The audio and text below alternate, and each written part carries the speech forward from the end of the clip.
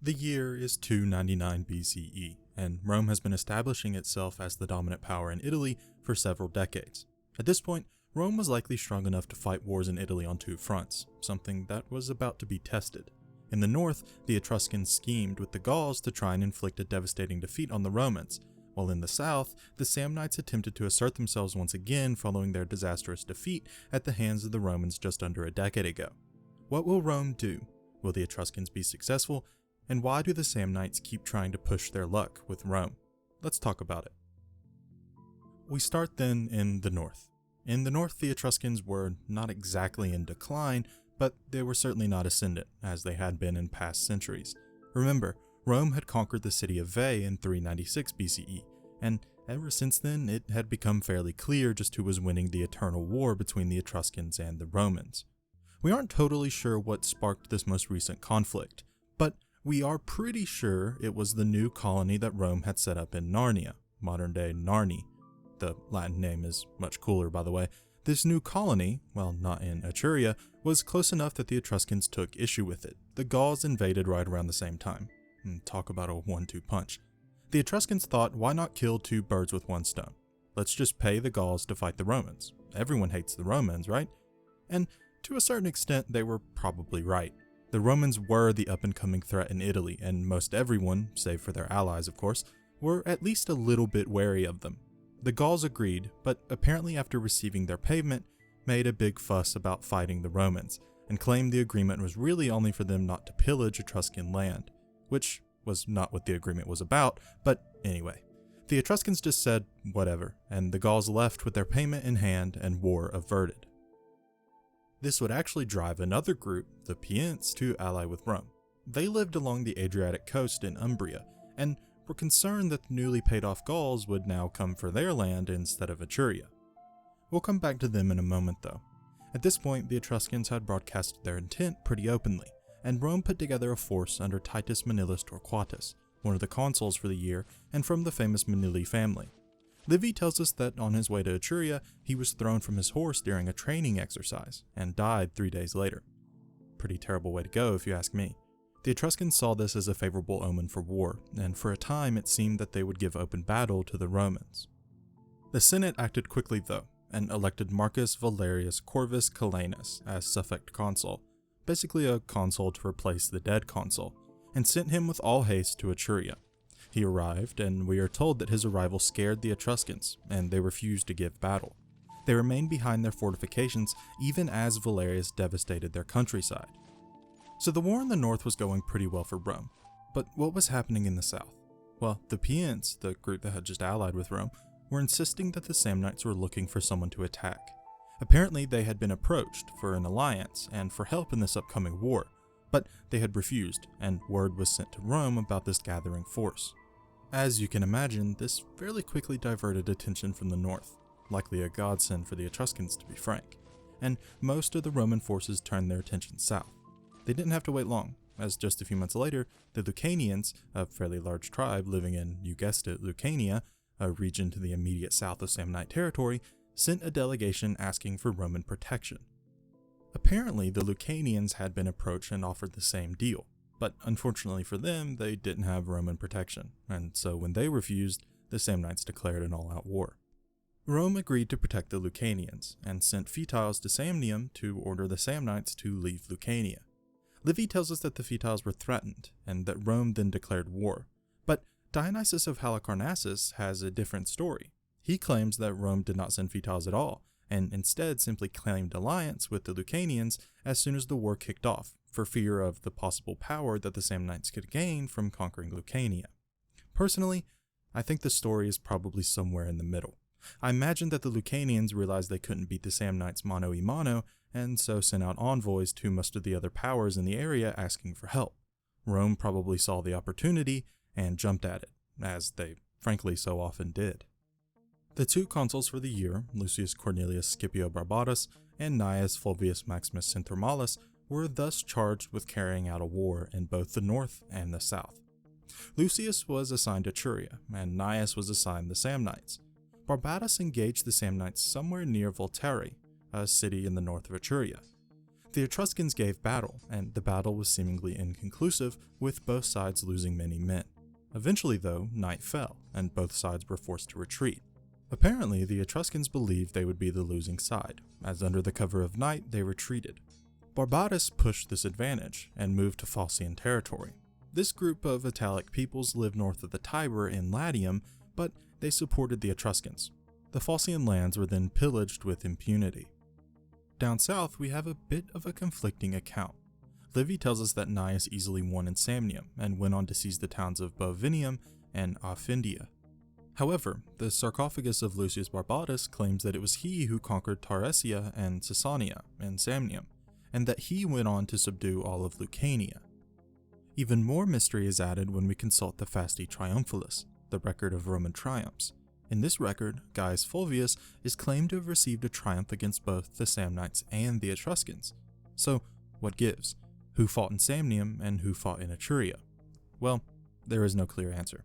If we believe Livy, then Barbatus fought in Etruria, while Gaius Fulvius fought in Samnium. If we believe Barbatus' sarcophagus, then Barbatus fought in both. If we believe the Fasti Triumphalis, then Gaius Fulvius fought in both. We don't know who fought where, or who received what awards. Remember that this is still a period of Roman history where our primary sources are very, and I mean very, light. Our best source is Livy, who was writing some 300 years later, and because of that, we simply do not have enough information to know what set of statements is the truth. If you want my opinion, I would argue that it's fairly likely that both consuls engaged both enemies, with either one consul in full command and the other subordinate, or at the head of two different armies. Sadly though, this is something we do not have a clear answer to, and we probably never will. It's as the great Tim Cornell says, no satisfactory resolution to this puzzle is possible. What does seem clear though, is that the Romans first moved to Lucania before moving to Samnium proper. Livy tells us that the Romans received hostages in 298, the same year as the war started. These hostages were apparently sent to Rome in good faith, and as a sort of bonus for retaking Lucania. Again, this is a bit of a question mark. Why would Rome need hostages from an ally, especially one that currently had the Roman army present in its borders? Some historians have argued that Livy notes that Rome put down revolts in Lucania in 296 at the request of Lucanian aristocracy, and that maybe these hostages were from families of peoples less inclined towards Rome. This might also explain our question about the two consuls, as one or the other might have gone to Lucania to quell protest, not to fight the Samnites, but again, we will probably never know for sure. In 297 BCE, the Romans elected their consuls as rumors spread that the Etruscans and the Samnites were again raising large armies. Because of this, Quintus Fabius Maximus Rullianus, a man who had already defeated the Samnites, was again elected consul. At first, it seemed that he would actually refuse the position. He was pretty old at this point, and likely wished for retirement. But Livy tells us that he finally relented, on the condition that his old colleague, Publius Decius Mus, would be elected to serve alongside him. Livy is, again, our only source for the events of this year, but he tells us that several Roman colonies in southern Etruria sent word that, contrary to the rumors, the Etruscans were actually considering suing for peace. Apparently this was enough for the consuls to completely turn their attention to the Samnites, something that really doesn't make a whole lot of sense. Why would the Romans just assume that because a few of their colonies heard that maybe the Etruscans were considering suing for peace, that they should simply leave it to them and hope for the best? I think that Livy is missing something here, and that the Etruscans actually agreed to a peace, or maybe at least a ceasefire, at some point in 297, and that actually freed the consuls to turn their attention south. But I digress. So both Roman armies turned their attention south. Quintus Fabius led his army through the town of Sora, while Decius Mus led his army through the Sidicini district, which basically followed the Liri River. The first engagement would go to Fabius, in a valley near the town of Tifrania. The Samnites had set up in a nearby valley, with the hope of ambushing the Romans as they marched through. Luckily for the Romans, their scouts had managed to find the enemy, and so they avoided the ambush. Once the Samnites discovered that they had been caught, they faced a pretty serious dilemma. If they didn't give battle now, they risked the other Roman army reinforcing Fabius's army, and so greatly outnumbering their force, but if they did give battle, then they would be fighting on an even playing field against a commander who had already proven himself to be extremely formidable. It's a pretty tough choice. But the Samnites chose to fight. The fight was actually going pretty well for the Samnites, when suddenly a force of Romans appeared at their rear. This force, led by Lucius Cornelius Scipio Barbatus, funnily enough, had been sent by Fabius to circle around the Samnites while they were distracted by the main force. Fabius had told very few people in the army of this move, and so the vast majority of both sides were surprised at their arrival. The Roman morale soared, as they thought it was the army of Decius Mus, while the Samnites collapsed and fled, as they too assumed Decius Mus had caught up to them. Not all was good for Rome, however. Their casualties were bad enough that they didn't have the organization nor morale to give chase, and the Samnites had survived with enough men that once they regrouped, they would still be a decently effective fighting force. Truly, the detachment of Roman men didn't really win the battle, so much as they simply averted a possible disaster. After this battle, the two armies linked up in Samnium, and together posed such a threat that no Samnite forces would openly attack the two. This allowed the Romans free rein to pillage and burn the countryside, something they did with a zealous rage. Really, this year was more of a waiting period instead of the decisive year of war that the Romans wanted. As no triumphs were recorded for the year, we can be fairly certain that no large-scale engagements took place, or if they did, they didn't go well for the Romans. The following year, 296 BCE, Appius Claudius Caecus and Lucius Volumnius Flamma Violens were elected consuls, but both Decius Mus and Quintus Fabius were elected proconsuls and given an additional 6-month term to prosecute the war in Samnium. Probably a smart idea considering who we're talking about. Decius continued to ravage Samnium, even apparently forcing the Samnite army to leave Samnium altogether instead of engaging it. The Samnites journeyed to Etruria, where they hoped to form an alliance to finally defeat Rome. Here, the Samnites demanded the Etruscans gather their leaders for a council, something that the Etruscans often used to make decisions for the wider Etruscan world. Livy's quote about this council is pretty eye-opening, and I think it's really interesting, so I'm going to go ahead and read the whole thing to you. Quote, "When it had assembled, they pointed out how for many years they had been fighting with the Romans, how they had tried in every possible way to sustain the weight of that war in their own strength, and how they had proved the assistance of their neighbors to be of small value. They had sued for peace because they could no longer endure war. They had taken to war again because a peace which reduced them to slavery was heavier to bear than a war in which they could fight as free men. The only hope left to them now lay in the Etruscans. They knew that they, of all the nations of Italy, were the richest in arms and men and money, and they had for their neighbors the Gauls, trained to arms from the cradle, naturally courageous to desperation, and, especially against the Romans, a nation whom they justly boast of having captured and then allowing them to ransom themselves with gold. If the Etruscans had the same spirit which Porcinia and their ancestors once had, there was no reason why they should not expel the Romans from the whole of their land, as far as the Tiber, and compel them to fight, not for their insupportable dominion over Italy, but for their very existence. The Samnite army had come to them completely, provided with arms and a war chest, and were ready to follow them at once, even if they led them to an attack on Rome itself."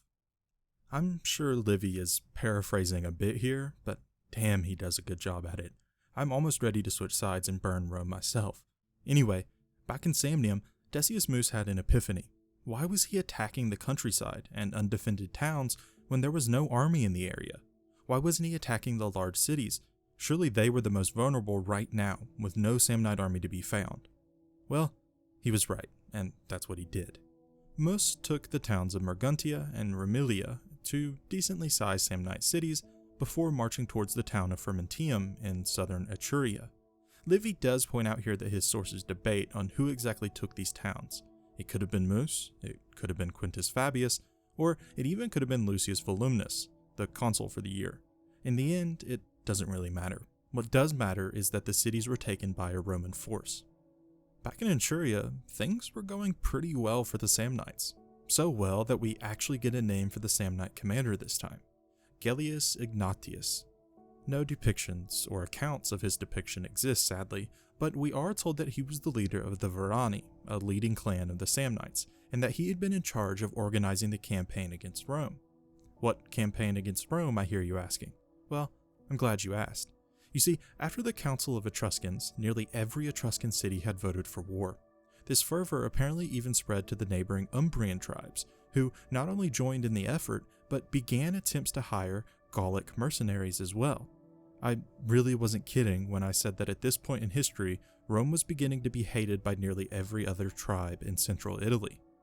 News of this gathering force reached Rome fairly quickly, and Appius Claudius, the other consul for the year, set off to Etruria with 2 legions and apparently 15,000 allied troops. This would be added to the other 2 legions and 12,000 allied troops that Lucius Volumnus had already taken towards Etruria. This is the first time that Livy really mentions numbers for the war.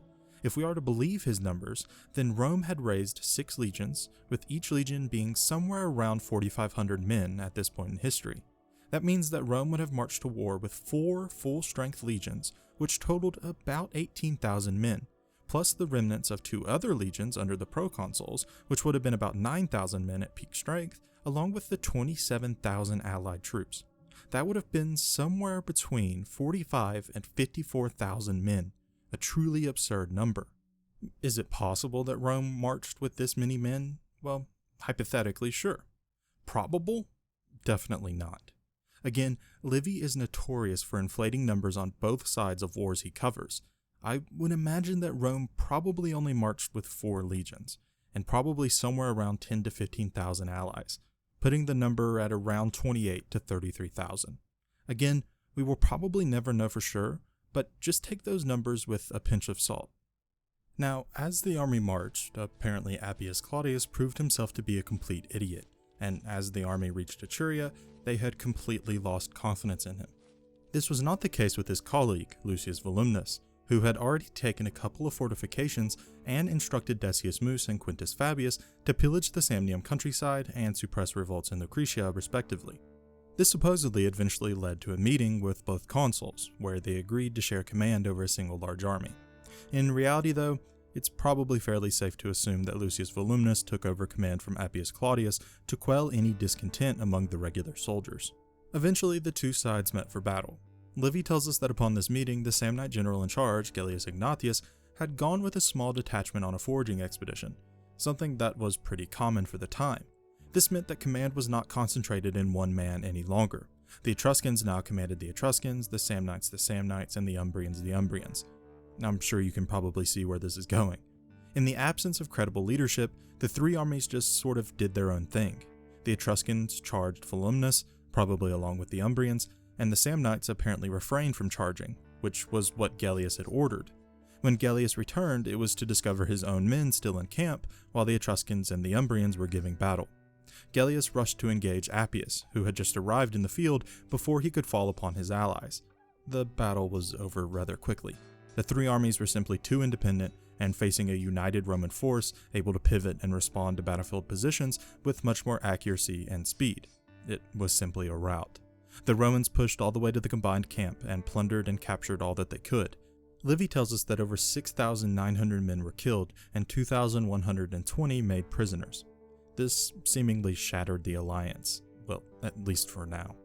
Lucius Volumnus rushed to Samnium to take over the armies there, as the proconsulships of Quintus Fabius and Decius Mus were about to expire. Appius Claudius had apparently redeemed himself during the battle and was given command of the force still in Etruria. The few Samnites still present in Samnium, likely concentrated around the capital of Beneventum, managed to raise a small raiding army that made some incursions into Roman allies in Campania and Capua. At the same time, Lucius Volumnus managed to cut off some of the fleeing Samnite army from Etruria. Here, he pretty easily defeated them, and apparently stole some portion of their loot along with retrieving hundreds of Roman prisoners. The next year, 295 BCE, started off with a bang. The Samnite raids had generated a bit of panic back in Rome itself, and this was further fueled by new rumors that the Samnites and the Etruscans were regrouping. But this time, they were not only joined by the Umbrians, but also the previously mentioned Gallic mercenaries. The hoped-for coalition, at least on the Samnite side, was actually beginning to form. The Roman Senate acted quickly. They ordered all other business suspended and ordered that every able-bodied man, of all ages and classes, report for military service. The regular legions were made, but alongside them, cohorts of older men and even freed slaves were formed to serve as auxiliaries. These auxiliaries may very well have been made in order to defend the city, as Livy explicitly tells us that arrangements were made for the defense of Rome itself, but we simply lack the information to fully determine what they were used for. Quintus Fabius and Decius Mus, as the two greatest living Roman commanders, were again called upon to serve as consuls. The news wasn't all doom and gloom, however. Lucius Volumnus, the last year's consul, reported that he had managed to track down and destroy the army the Samnites had sent to raid Campania and Capua, and probably because of that fact, he was given a temporary proconsulship for the year. Notice how Appius Claudius didn't receive such a command. More proof that he had somehow really messed up when it came to his own command. It was decided that the two full consuls would march for Etruria, while Lucius Volumnus would march for Samnium. We are told that the two full consuls for the year marched with 4 fresh legions, a quote, large cavalry force, and 1,000 Campanian soldiers, along with an even larger allied army. Lucius Volumnus marched back to Samnium with 2 fresh legions of his own. It was extremely likely at this point that Roman manpower was either nearly completely tapped or close to it. This was likely the most men Rome had ever mustered, and they were going to need it. The general consensus is that Lucius Volumnus marched with such a large army in a bid to force the Samnites to respond to their raids in Samnium with the hope of limiting how many men they could spare for the war in Etruria. It's pretty debatable if this really worked, and in reality this was probably just a waste of troops. On the other side of the war, the Etruscans, Samnites, Umbrians, and Gauls crossed the Apennine Mountains near Centinium. The Romans met them there. The plan was for the Gauls and the Samnites to directly attack the Roman force. While that battle was ongoing, the Etruscans and the Umbrians were to flank around and take the Roman camp. With nowhere to retreat to, and sandwiched between the armies, the Romans would quickly be routed and the path to Rome would lay open. These plans, though, were leaked to Quintus Fabius by a few Gallic deserters, likely men who were paid off by Rome. Fabius immediately went into action. He ordered the praetors of Rome, who had been left in charge of the city's defenses, to take the reserve troops, likely those cohorts of older and freedmen, and raid the Etruscan countryside. The goal was to distract and keep the Etruscan attention with constant retreats. This worked, and the Etruscans and the Umbrians marched to the town of Centinium itself to defend their land. Remember that at this point the Etruscans thought that Rome was completely clueless and had no idea what the plan was. If the Etruscans played their cards right, not only would they defend their countryside, but they would also be in the position to actually flank the Roman army when the Samnites and Gauls gave battle. Sadly for them, though, that is not what happened. With the two armies gone, the Romans attacked the Gauls and the Samnites. Quintus Fabius took command of the right flank against the Samnites, while Decius Mus commanded the left against the Gauls. Fabius fought a defensive battle, while Mus fought much more aggressively. At first, Mus was quite successful, with 2 separate cavalry charges nearly breaking through the defending lines. On the second charge, though, the Roman cavalry even managed to nearly make contact with the Samnite infantry, something that would have spelt near certain defeat for the Samnites, but they were counterattacked by Gallic chariots before they could. The chariots proved to be too much to bear, and the Roman cavalry broke. This left the Roman infantry open for a charge, which the Gauls accordingly did. At first, the Romans completely broke, and for a time it looked like the entire left side of the Roman army would collapse. Decius Mus, seeing this, decided that a desperate action was needed. He gathered his most elite troops that he could find around him and performed Diva Vito. For those who don't know what that is, it was one of the most extreme actions a Roman general could take. Essentially, they would vow to the gods that they would give their life in battle in exchange for victory. Decius's father, also named Publius Decius Mus, had done the same against the Latins back in 340 BCE, and now it was his son's turn. Decius Mus found Marcus Livius in the chaos, who was a pontiff or Roman religious officer, and ordered him to remember his words to seal his oath. Quote, "Why do I any longer defer the fate entailed on my family?" Decius said. "It is the appointment of destiny to our race that we should serve as expiatory victims to avert the public danger. I will now offer the legions of the enemy, together with myself, a bloody sacrifice to earth and the infernal gods." Having thus said, he commanded Marcus Livius, a pontiff, whom, at his coming out to the field, he had charged not to stir from him, to dictate the form of words in which he was to devote himself and the legions of the enemy for the army of the Roman people, the Quirites. He was accordingly devoted with the same imprecations, and in the same habitat in which his father, Publius Decius, had ordered himself to be devoted at the Viseres in the Latin War. After this, he added that, quote, "He carried along with him dismay and flight, slaughter and blood, and the wrath of the gods celestial and infernal, that, With the contagious influence of the Furies, the ministers of death whose victim he would inflict the standards, the weapons, and the armor of the enemy, and on the same spot should be accomplished his perdition, and that of the Gauls and Samnites." End quote.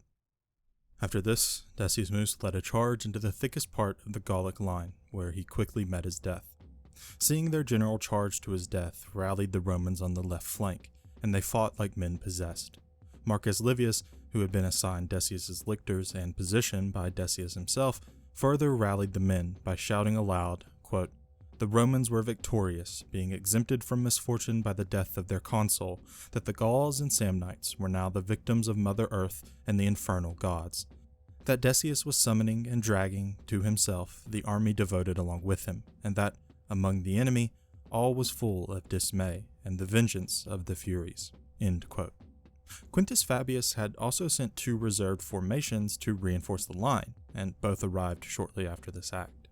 Back on the right, Quintus Fabius had been fighting at a much slower pace than his colleague, and still commanded much of the same strength he did prior to giving battle.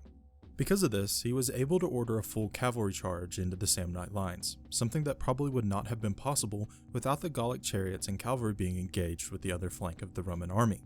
This broke the Samnite lines, and the Samnites apparently fled from the field. Fabius then turned his attention to the remaining Gauls. The Gauls fought valiantly, but Fabius had further ordered his cavalry to flank around to their rear, something they were now able to do with impunity as the Samnites had fled, and the Gauls were completely occupied with the other Roman force. Once the Gauls were sandwiched between cavalry to their rear and a furious and zealous Roman force to their front, the fight was quickly over. Livy tells us that the Gauls were nearly completely slaughtered, while Fabius continued forward with the rest of the army and took the Samnite camp, and thus the Romans won the day. A very uplifting story. But was any of it true? Well, I don't know for sure, but I will speculate just a little bit here. Certainly the events up to Decius's oath were likely true. It is at the oath that it gets a little bit murky. While I do not doubt that seeing one's commander heroically sacrifice themselves would lead to a resurgence in morale, we should keep in mind that battlefields were extremely chaotic places, even when neither army was fighting. When one army was fleeing and one was charging, it was basically like letting a bunch of rats high off cocaine run around your house. Who knows what they're getting up to? Because of this, I seriously doubt that Decius had some extraordinarily heroic moment where the battle paused around him as he charged straight into the waiting swords of the Gauls.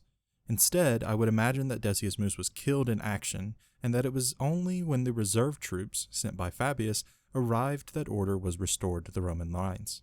It just seems a bit convenient that after all this glorious and heroic actions by Decius, reinforcements just so happened to arrive. I think it's much more likely that it was those reinforcements, not Decius's actions, that restored the left wing of the army to a fighting force. But what do you all think? Let me know down in the comments. Afterwards, Livy notes that the war was essentially decided. Lucius Volumnus destroyed another army back in Samnium, while the praetors managed to defeat the Etruscans. Quintus Fabius left Decius's army to guard Etruria, while he returned to Rome to celebrate a triumph. Appius Claudius, probably because Rome didn't really have anyone else free, returned to Etruria to command Decius's army as pro-praetor. Quintus Fabius returned to Etruria to destroy any remaining resistance later in the year, while Appius and Lucius Volumnus united their forces and defeated the Samnites again near Capua. 294 was a bit of an intervening year. There were several engagements, but none that were decisive nor large enough to end the war. Rome managed to make peace with several Etruscan city-states, but that was really all that happened. It was really in 293 that the war began to wind down. The Samnites were able to regroup with an army around Aquilonia. One consul, Spurius Carvilius Maximus, led an army to take the town of Amaterium, while the other, Lucius Papirius Cursor, the son of Lucius Papirius from the Second Samnite War, led an army towards Daronia. The two armies then made to challenge the new Samnite force. Spurius went to Cominium, while Lucius Papirius besieged Aquilonia. Both consuls attacked at the same time, so as to ensure that one Samnite force could not reinforce the other. Lucius Papirius took Aquilonia, while Spurius took Cominium. At this point, the Samnites were nearly exhausted. These armies were the last of the men that they could raise, and even those men were essentially forced to swear religious oaths to fight the Romans on pain of death. Their defeat was really the end of serious Samnite resistance. Following this, the two consuls split up and began conquering Samnite towns. Now, we don't know where these towns and cities were, so I'm just going to flash them up in front of you and save you from having to listen to me try to pronounce them. Back in Etruria, the Etruscans tried once more to attack Rome. This time they were backed by the Volscians. They managed to at least draw with the Roman army, and since winter was setting in, the Romans retreated to Samnium. Lucius Papyrus celebrated a triumph in Rome, and then returned to Campania to protect the area from any Samnite raids, while Spurius went to Etruria. Spurius managed to steamroll his way through the region, and the Volscians quickly sued for peace, which the Romans accepted. At this point, our main account for the war, Livy's, ends. The remaining books are lost or heavily fragmented, so we can really only look at scraps here. We are told that a man named Quintus Fabius Maximus Gurges was elected consul in 292, and managed to actually lose a battle in Samnium, and was only spared a recall and possible exile by the intervention of his father, who promised to help his son, read, take over command. This allowed the Romans to quickly defeat the Samnites, and the Samnite commander, Gaius Pontius, was captured and beheaded. The remaining details are extremely scant, but by the end of 290 BCE, the Samnites had been utterly defeated, and the Romans moved forward with a plan to colonize their land. At this point, Rome now had unfettered control over Central and exerted influence in the rest of Italy. The Samnites were made quote-unquote allies, but were really subjugated into a sort of vassal kingdom.